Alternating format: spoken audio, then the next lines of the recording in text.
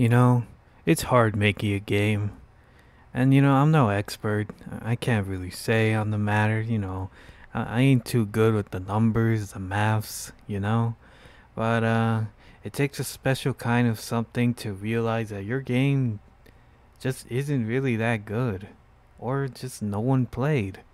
And while this isn't really a Concord was its own, you know, I don't even know what to call it. I'm at a loss for words speaking about Concord because that's how amazing it was. That's sarcasm. But this game just speed ran Concord. You never knew it could be done, and while it doesn't have the backing of Concord, apparently it was still a game with some budget to it. And this game is called Valve. Not Valve, the company. It's called VALEV, Valve. Not Valve, Valve. So, yeah. So, here it is, VLEV. Also, I think I forgot to turn back my camera on. Give me one sec. Yes, I did. But here's Valve, a RPG game that just recently, well, unrecently released on Steam. It was early access. It's an RPG. At first glance, it's not. It ain't no Concord. It ain't no big budget game. It's just its own thing.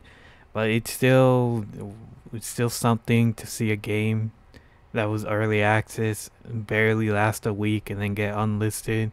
Because I guess even the devs thought, it's not happening, the numbers. VELEV Valve shuts down servers on Steam just days after early access launch. Early access launch apparently did not go as planned. Just 6 days into early access, the unique action RPG is no longer available on Steam. A new game on Steam has shut down access less than a week after its early access launch. This nearly cuts Concord's infamous shutdown in half, which, that's an achievement on its own, but this isn't like a top tier, budget game, so you can't really compare them. Any game can be shut down just as fast if it doesn't have, the numbers. Though notably, there's a small independent team, as opposed to a PlayStation Studios. Valve was a PvPvE action RPG with some battle royale mechanics, created by a team called Shaft, or the 86 player reviews on its Steam page. Valve only managed a 56 positive review score. Not great, those 86 players decided, see you later, Valve. Well, at least half of them did. 56. The odd story of Valve, an interesting indie game that shut down less than a week. Fantasy premise, mysterious disaster resulting in a civilization sinking into the ground. Now adventurers brave the depths to find loot and treasure, but there's not only monsters but other players to contend with as well. Unfortunately, I didn't get the chance to try it again. I mean, it sounds fun. Unfortunately, it's a MOBA, and I do not like MOBAs at all. So, a large map that slowly shrinks, not unlike Fortnite or PUBG, forcing you to venture to a certain area of the map. The game launched early access on April 9, with the developers sharing the excitement on Steam. That's kind of sad to see. At first, everything sounded normal, with the devs saying, "We packed in a ton of new content, we're confident you're going to love it. As always, your feedback is super important to us. Please let us know what you think." The same day, the devs even shared the post to explain that they are experiencing server issues due to the unexpectedly high number of players. I guess that was a lie, but unless that server issue is something they could not solve, this does sound like a good problem to have. Just 4 days after early access, a new post on Steam was titled "Valve Service Shutdown Announcement." The devs explained, "We weren't able to reach the point we need to continue supporting and servicing Valve. Despite our best efforts, we couldn't secure the investment we needed from VCs, our larger partners." I guess. Much like the day before controversy that they launched in early access, I guess they were looking for people that would fund their game. They would like play their game and be like, "Oh, that's a pretty cool game. Maybe we wanna fund it," but I guess not. It happens.